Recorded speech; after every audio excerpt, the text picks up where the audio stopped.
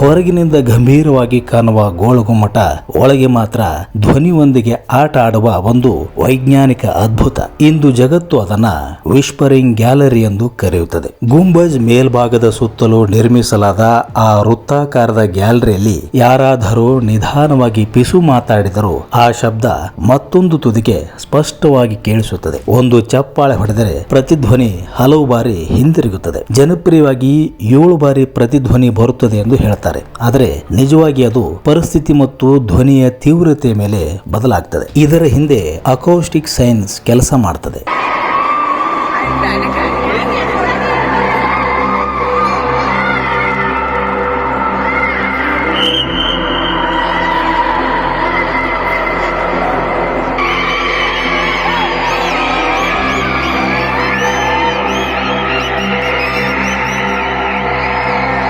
ವಿಜಯಪುರ ಅಂದ ತಕ್ಷಣ ನಮಗೆಲ್ಲ ಗೋಳಗುಮ್ಮಟ ನೆನಪಾಗುತ್ತೆ. ಬರೀ ಭಾರತ ಮಾತ್ರವಲ್ಲ, ಇಡೀ ಜಗತ್ತಿನ ಗಮನ ಸೆಳೆದಿರುವ ಈ ದೈತ್ಯ ಸ್ಮಾರಕ ಪ್ರತಿ ವರ್ಷ ಲಕ್ಷಾಂತರ ಪ್ರವಾಸಿಗರನ್ನ ತನ್ನತ್ತ ಆಕರ್ಷಿಸುತ್ತಿದೆ. ವಿಜಯಪುರದ ಯಾವ ಮೂಲೆಯಲ್ಲೂ ನಿಂತು ನೋಡಿದರೂ ಈ ದೈತ್ಯ ಗುಮ್ಮಟ ಕಾಣಿಸುತ್ತೆ. ಒಂದು ಅರ್ಥದಲ್ಲಿ ಗೋಳಗುಮ್ಮಟ ಈ ನಗರದ ಅಸ್ಮಿತೆ ಆಗಿದೆ. ಸುಮಾರು 400 ವರ್ಷಗಳ ಇತಿಹಾಸ ಹೊಂದಿರುವ ಈ ದೈತ್ಯ ಸ್ಮಾರಕದ ನಿರ್ಮಾಣದ ಕತೆ ಕೂಡ ಅಷ್ಟೇ ರೋಚಕವಾಗಿದೆ.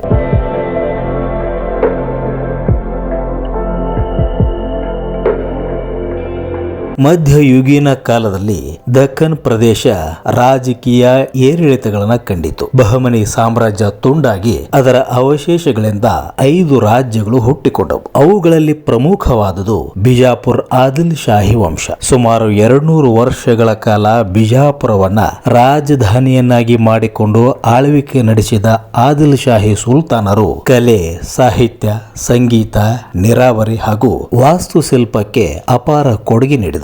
ಈ ಮನೆತನದ 7ನೇ ಸುಲ್ತಾನ ಮಹಮ್ಮದ್ ಆದಿಲ್ ಶಾ ಕಾಲದಲ್ಲಿ ಬಿಜಾಪುರ ತನ್ನ ವೈಭವದ ದಿನಗಳನ್ನ ಕಂಡಿತು. ಅವನ ತಂದೆ 2ನೇ ಇಬ್ರಾಹಿಂ ಆದಿಲ್ ಶಾ ಸಂಗೀತ ಮತ್ತು ಕಲೆಯ ಆರಾಧಕನಾಗಿದ್ದ. ಹಿಂದೂ ಮುಸ್ಲಿಂ ಸೌಹಾರ್ದತೆಗೆ ಶ್ರಮಿಸಿದ್ದ ಈ ಸುಲ್ತಾನನ್ನ ಜನರು ಜಗದ್ಗುರು ಬಾದ್ಶಾ ಎಂದೇ ಕರೀತಾ ಇದ್ರು. ಇಂತಹ ವಾತಾವರಣದಲ್ಲಿ ಬೆಳೆದ ಮಹಮ್ಮದ್ ಆದಿಲ್ ಶಾನ ಮನಸ್ಸಿನಲ್ಲಿ ಒಂದು ಆಸೆ ನಿಧಾನವಾಗಿ ಬೆಳೆಯತೊಡಗಿತು. ನಾನು ಸತ್ತ ನಂತರವೂ ಜಗತ್ತು ನನ್ನನ್ನ ಮರೆಯಬಾರದು. ಯುದ್ಧಗಳು ಮುಗಿಯಬಹುದು, ಸಾಮ್ರಾಜ್ಯಗಳು ಕುಸಿಯಬಹುದು, ಆದರೆ ನನ್ನ ಹೆಸರು ಎಂದಿಗೂ ಅಳಿಯಬಾರದು. ಆ ರೀತಿ ನಾನು ಏನಾದರೂ ಮಾಡಬೇಕು. ಆ ಯೋಚನೆಯೇ ಮುಂದೆ ಜಗತ್ತೇ ತಿರುಗಿ ನೋಡುವಂತಹ ಒಂದು ಅದ್ಭುತದ ನಿರ್ಮಾಣಕ್ಕೆ ಪ್ರೇರಣೆ ಆಯಿತು. ಆ ಅದ್ಭುತವೇ ಗೋಳಗುಮ್ಮಟ.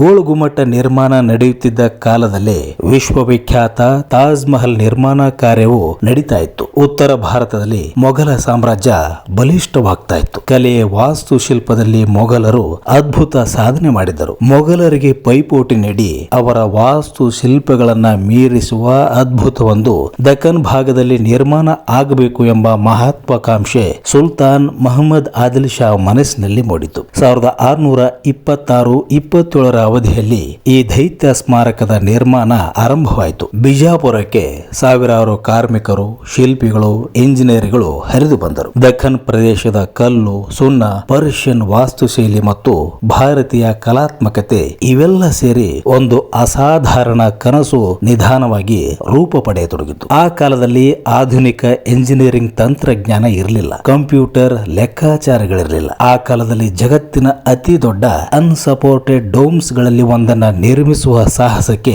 ಅವರು ಕೈ ಹಾಕಿದರು.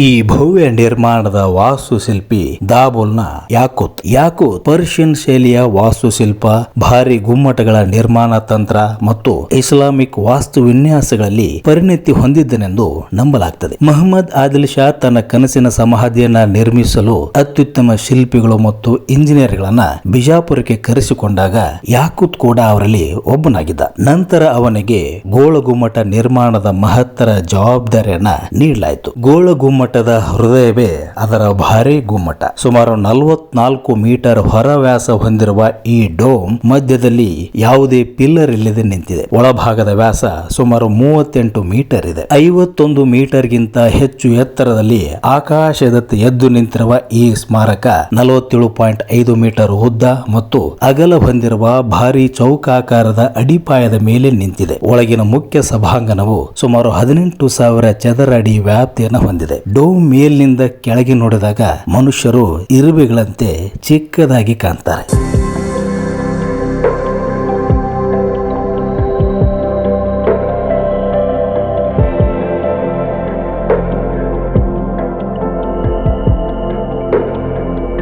ಸಂಪೂರ್ಣ ಗುಮ್ಮಟವನ್ನ ಹಿಡಿದಿಟ್ಟಿರುವ ಪೆಂಡೆಂಟಿವ್ ವಾಸ್ತುತಂತ್ರ ಭಾರತದಲ್ಲಿ ಅತ್ಯಂತ ಅಪರೂಪದ ನಿರ್ಮಾಣ ವಿಧಾನವೆಂದು ಪರಿಗಣಿಸಲಾಗುತ್ತದೆ. ಪರಸ್ಪರ ಜೋಡಿಸಿಕೊಂಡಿರುವ ಭಾರಿ ಕಮಾನುಗಳ ಮೂಲಕ ಇಷ್ಟು ದೊಡ್ಡ ಗುಮ್ಮಟವನ್ನ ಯಾವುದೇ ಒಳಕಂಬಗಳಿಲ್ಲದೆ ನಿಲ್ಲಿಸಿರುವುದು ಆ ಕಾಲದ ವಾಸ್ತು ಶಿಲ್ಪಿಗಳ ಪ್ರತಿಭೆಗೆ ಸಾಕ್ಷಿಯಾಗಿದೆ. ರೋಮ್ನ ಸೇಂಟ್ ಪೀಟರ್ಸ್ ಬೆಸಿಲಿಕಾ ನಂತರ ಜಗತ್ತಿನ 2ನೇ ಅತಿ ದೊಡ್ಡ ಆಧಾರವಿಲ್ಲದ ಗುಮ್ಮಟ ಎಂಬ ಹೆಗ್ಗಳಿಕೆಯನ್ನ ಗೋಳ ಗುಮ್ಮಟಕ್ಕೆ ನೀಡಲಾಗುತ್ತದೆ. ಭಾರತದಲ್ಲಿ ಅತಿ ದೊಡ್ಡ ಗುಮ್ಮಟ ಎಂದು ಇದನ್ನು ಪರಿಗಣಿಸಲಾಗುತ್ತದೆ. ಹತ್ತಿರದಿಂದ ಗೋಳ ಗುಮ್ಮಟವನ್ನ ನೋಡಿದರೆ ಅದು ಆಕಾಶವನ್ನೇ ಮುಟ್ಟಲು ಯತ್ನಿಸುತ್ತಿದೆ ಏನೋ ಎಂಬಂತೆ ಭಾಸವಾಗುತ್ತದೆ. ಆದರೆ ಇದರ ನಿಜವಾದ ರಹಸ್ಯ ಅದರೊಳಗಿನ ತಂತ್ರಜ್ಞಾನದಲ್ಲಿ ಇದೆ. ಇಷ್ಟು ದೊಡ್ಡ ಸ್ಮಾರಕದ ಸಂಪೂರ್ಣ ತೂಕವನ್ನ ಹಿಡಿದಿರುವುದು ಪರಸ್ಪರ ಜೋಡಿಸಿಕೊಂಡಿರುವ 8 ಭಾರಿ ಕಮಾನುಗಳು. ಆ ಕಮಾನುಗಳು ತೂಕವನ್ನ 4 ಕಡೆ ಗೋಡೆಗಳಿಗೆ ಹಂಚುತ್ತವೆ. ಅದಕ್ಕಾಗಿಯೇ ಮಧ್ಯದಲ್ಲಿ ಒಂದೇ ಒಂದು ಕಂಬವೂ ಇಲ್ಲ.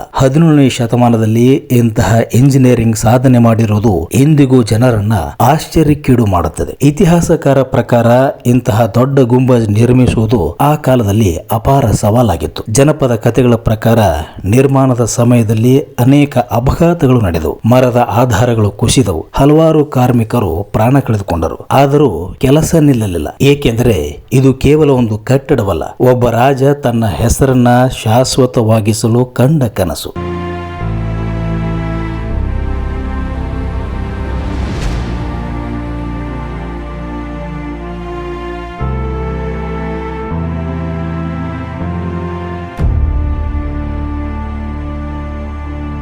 ಹೊರಗಿನಿಂದ ಗಂಭೀರವಾಗಿ ಕಾಣುವ ಗೋಳಗುಮ್ಮಟ ಒಳಗೆ ಮಾತ್ರ ಧ್ವನಿಯೊಂದಿಗೆ ಆಟ ಆಡುವ ಒಂದು ವೈಜ್ಞಾನಿಕ ಅದ್ಭುತ. ಇಂದು ಜಗತ್ತು ಅದನ್ನ ವಿಸ್ಪರಿಂಗ್ ಗ್ಯಾಲರಿ ಎಂದು ಕರೆಯುತ್ತದೆ. ಗುಂಬಜ್ ಮೇಲ್ಭಾಗದ ಸುತ್ತಲೂ ನಿರ್ಮಿಸಲಾದ ಆ ವೃತ್ತಾಕಾರದ ಗ್ಯಾಲರಿಯಲ್ಲಿ ಯಾರಾದರೂ ನಿಧಾನವಾಗಿ ಪಿಸು ಮಾತಾಡಿದರೂ ಆ ಶಬ್ದ ಮತ್ತೊಂದು ತುದಿಗೆ ಸ್ಪಷ್ಟವಾಗಿ ಕೇಳಿಸುತ್ತದೆ. ಒಂದು ಚಪ್ಪಾಳೆ ಹೊಡೆದರೆ ಪ್ರತಿಧ್ವನಿ ಹಲವು ಬಾರಿ ಹಿಂದಿರುಗುತ್ತದೆ. ಜನಪ್ರಿಯವಾಗಿ 7 ಬಾರಿ ಪ್ರತಿಧ್ವನಿ ಬರುತ್ತದೆ ಎಂದು ಹೇಳ್ತಾರೆ. ಆದರೆ ನಿಜವಾಗಿ ಅದು ಪರಿಸ್ಥಿತಿ ಮತ್ತು ಧ್ವನಿಯ ತೀವ್ರತೆ ಮೇಲೆ ಬದಲಾಗ್ತದೆ. ಇದರ ಹಿಂದೆ ಅಕೌಸ್ಟಿಕ್ ಸೈನ್ಸ್ ಕೆಲಸ ಮಾಡ್ತದೆ. ಗುಂಬಜ್ನ ವಕ್ರ ಗೋಡೆಗಳು ಶಬ್ದವನ್ನ ತಮ್ಮ ಮೇಲ್ಮೈ ಮೇಲೆ ಪ್ರತಿಫಲಿಸಿ ದೂರಕ್ಕೆ ಸಾಗಿಸುತ್ತವೆ. ಅಂದರೆ 400 ವರ್ಷಗಳ ಹಿಂದೆ ನಿರ್ಮಿಸಿದ ಈ ಸಮಾಧಿ ಇಂದಿಗೂ ಧ್ವನಿಯೊಂದಿಗೆ ಆಟ ಆಡುತ್ತಿದೆ.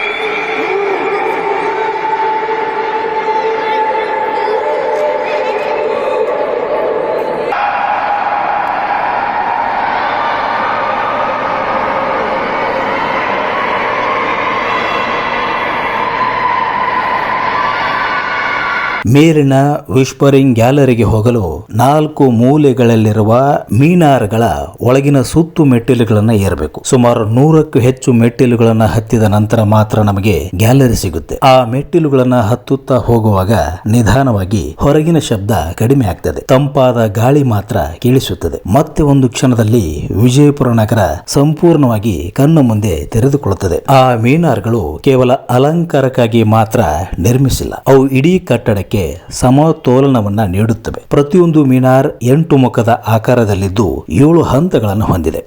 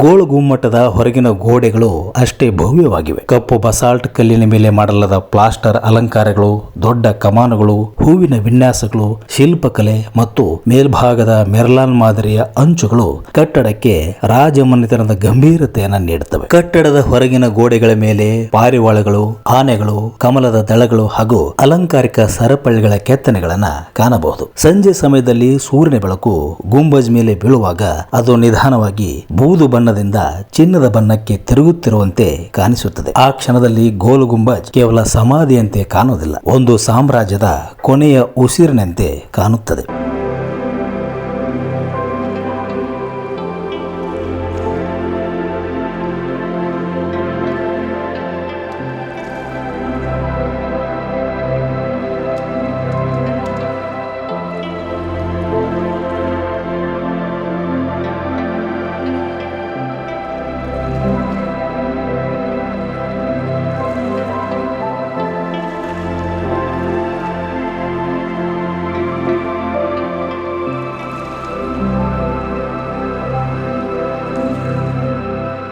ಆದರೆ ಈ ಭಾರೀ ಕಟ್ಟಡದೊಳಗೆ ಒಂದು ಮೌನವಾದ ದುಃಖವೂ ಅಡಗಿದೆ. 1656ರಲ್ಲಿ ಮೊಹಮ್ಮದ್ ಆದಿಲ್ ಶಾ ಸಾಯುವ ವೇಳೆಗೆ ಗೋಲ್ ಗುಂಬಜಿನ ಬಹುಭಾಗ ಪೂರ್ಣಗೊಂಡಿತ್ತು. ಆದರೂ ಕೆಲವು ಕಾಮಗಾರಿಗಳು ಬಾಕಿ ಉಳಿದಿದ್ದವು. ಸುಲ್ತಾನನ ಮರಣದ ನಂತರ ಅವು ಅಲ್ಲಿಗೆ ನಿಂತವು ಎಂದು ಹೇಳಲಾಗ್ತದೆ. ಗುಂಬಜ್ ಒಳಗೆ ಎತ್ತರದ ವೇದಿಕೆಯಲ್ಲಿ ಸುಲ್ತಾನ್ ಮೊಹಮ್ಮದ್ ಆದಿಲ್ ಶಾ, ಅವನ ಇಬ್ಬರು ಪತ್ನಿಯರು, ಮಗಳು ಹಾಗೂ ಮೊಮ್ಮಗನ ಸಮಾಧಿಗಳು ಕಂಡು ಬರ್ತವೆ. ಆದರೆ ಜನರು ಮೇಲ್ಭಾಗದಲ್ಲಿ ನೋಡುವ ಈ ಸಮಾಧಿಗಳು ನಿಜವಾದ ಸಮಾಧಿಗಳಲ್ಲ, ಅವು ಸಾಂಕೇತಿಕ ಸಮಾಧಿಗಳು ಮಾತ್ರ. ನಿಜವಾದ ಸಮಾಧಿಗಳು ಕೆಳಗಿನ ನೆಲಮಹಡಿಯಲ್ಲಿವೆ. ಅದನ್ನು ಈಗ ಮುಚ್ಚಲಾಗಿದ್ದು ಯಾರಿಗೂ ಪ್ರವೇಶದ ಅನುಮತಿ ಇರುವುದಿಲ್ಲ. ಜನಪ್ರಿಯ ಕಥೆಗಳಲ್ಲಿ ಸುಲ್ತಾನ್ ಮೊಹಮ್ಮದ್ ಆದಿಲ್ ಶಾನ ಪ್ರಿಯತಮೆ ರಂಭಾಳ ಉಲ್ಲೇಖವೂ ಕೇಳಿ ಬರ್ತದೆ. ಕೆಲವರು ಆಕೆಯ ಸಮಾಧಿಯೂ ಇಲ್ಲೇ ಇದೆ ಎಂದು ಹೇಳುತ್ತಾರೆ. ಅದು ನಿಜವಾದ ಇತಿಹಾಸವೋ ಅಥವಾ ಜನಪದ ಕಲ್ಪನೆಯೋ ಸ್ಪಷ್ಟವಾಗಿಲ್ಲ. ಆದರೆ ವಿಜಯಪುರದ ಜನರು ಇಂದಿಗೂ ಆ ಮೌನ ಪ್ರೇಮ ಕಥೆಯನ್ನ ಹೇಳ್ತಾನೆ ಇರ್ತಾರೆ.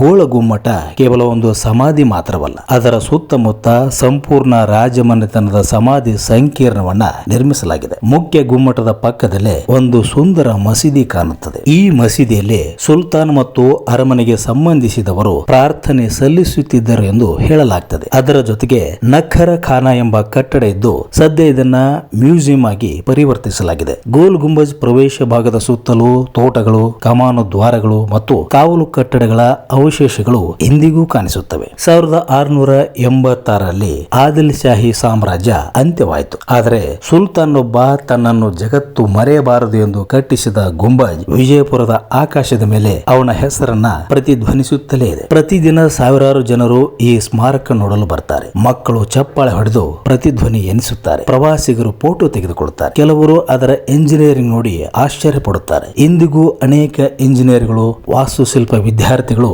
ಗೋಳಗುಮ್ಮಟವನ್ನ ಅಧ್ಯಯನ ಮಾಡಲು ವಿಜಯಪುರಕ್ಕೆ ಬರುತ್ತಾರೆ. ವಿಜಯಪುರದ Adil Shahi ಸ್ಮಾರಕಗಳನ್ನ UNESCO world heritage tentative ಪಟ್ಟಿಗೆ ಸೇರಿಸುವ ಬಗ್ಗೆ ಹಲವು ವರ್ಷಗಳಿಂದ ಚರ್ಚೆಗಳು ನಡೀತಾ ಇದ್ದಾವೆ. ದಕ್ಕನ್ ಇಸ್ಲಾಮಿಕ್ ವಾಸ್ತುಶಿಲ್ಪದ ಅತ್ಯಂತ ಅದ್ಭುತ ಉದಾಹರಣೆಯಾಗಿ ಗೋಳಗುಮ್ಮಟವನ್ನ ಪರಿಗಣಿಸಲಾಗುತ್ತದೆ. ಅದರ ಭಾರಿ ಅನ್ಸಪೋರ್ಟೆಡ್ ಡೋಮ್, ಅಕೌಸ್ಟಿಕ್ ಇಂಜಿನಿಯರಿಂಗ್, ಪರ್ಷಿಯನ್ ಮತ್ತು ಭಾರತೀಯ ವಾಸ್ತು ಶೈಲಿಗಳ ಸಂಗಮ ಮತ್ತು ಆದಿಲ್ ಶಾಹಿ ಕಾಲದ ಸಾಂಸ್ಕೃತಿಕ ಮಹತ್ವ ಇವೆಲ್ಲವೂ ಇದನ್ನ ಜಾಗತಿಕ ಪರಂಪರೆ ಸ್ಥಾನಕ್ಕೆ ಅರ್ಹವಾಗಿಸುತ್ತವೆ ಎಂದು ಇತಿಹಾಸಕಾರರು ಅಭಿಪ್ರಾಯ ಪಡ್ತಾರೆ. ವಿಜಯಪುರದ ಇತರೆ ಆದಿಲ್ ಶಾಹಿ ಸ್ಮಾರಕಗಳ ಜೊತೆಗೆ ಗೋಳಗುಮ್ಮಟವನ್ನ ಅಂತಾರಾಷ್ಟ್ರೀಯ ಮಟ್ಟದಲ್ಲಿ ಗುರುತಿಸಲು ಪುರಾತತ್ವ ಇಲಾಖೆ ಮತ್ತು ಇತಿಹಾಸ ತಜ್ಞರು ಹಲವು ಬಾರಿ ಒತ್ತಾಯಿಸಿದ್ದಾರೆ. ಯುನೆಸ್ಕೋ ಮಾನ್ಯತೆ ಸಿಕ್ಕರೆ ಇದು ಕೇವಲ ವಿಜಯಪುರಕ್ಕಷ್ಟೇ ಅಲ್ಲ, ಕರ್ನಾಟಕದ ಇತಿಹಾಸ ಮತ್ತು ಪ್ರವಾಸೋದ್ಯಮಕ್ಕೂ ಜಾಗತಿಕ ಮಟ್ಟದಲ್ಲಿ ಹೊಸ ಗುರುತನ್ನ ತಂದುಕೊಡಲಿದೆ. ಗೋಳಗುಮ್ಮಟ ವಿಜಯಪುರ ರೈಲು ನಿಲ್ದಾಣದಿಂದ ಸುಮಾರು 1 1 ಕಿಲೋಮೀಟರ್ ದೂರದಲ್ಲಿದ್ದು